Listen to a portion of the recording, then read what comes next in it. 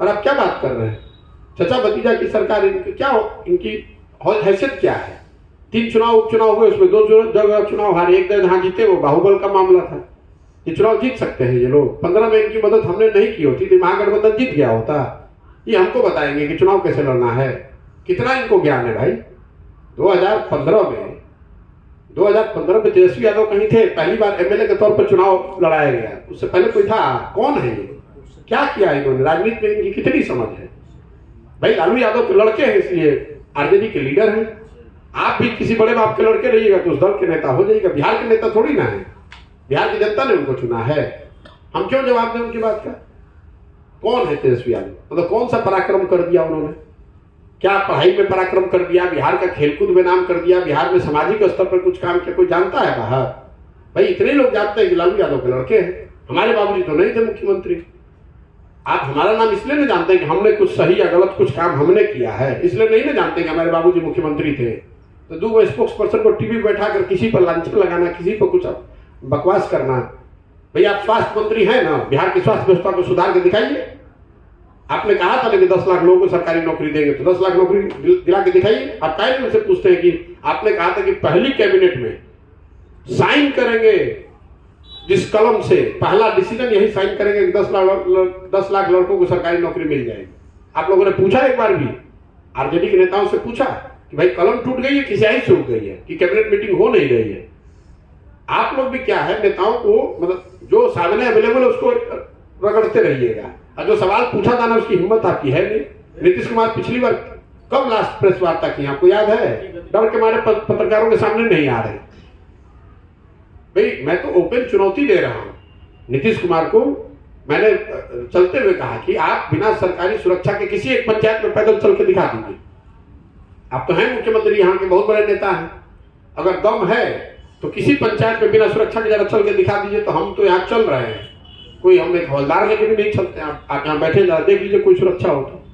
आप किसी पंचायत में जिसको भी आप बिहार का बड़ा नेता मानते हैं, नीतीश कुमार को बोलिए कि जरा एक पंचायत में जरा चल के दिखा दीजिए, तो आपको समझ में आ जाएगा कि जनता में क्या असर है, क्या गुस्सा है। गुड़हनी में अभी आप मीटिंग करने गए तो वहां चप्पल जूता कुर्सी टेबल सब चल गया है।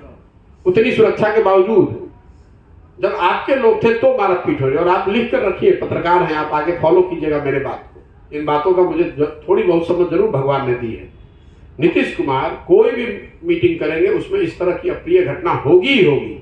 इसलिए नहीं कि समाज को मैं देख समझ पा रहा हूं, इतना गुस्सा है उनके प्रति, इतना असंतोष है इतने वर्ग में। और आप वहां बंगले में बैठे हुए हैं, सरकार के अधिकारियों के चुंगल से बाहर निकल नहीं रहे हैं।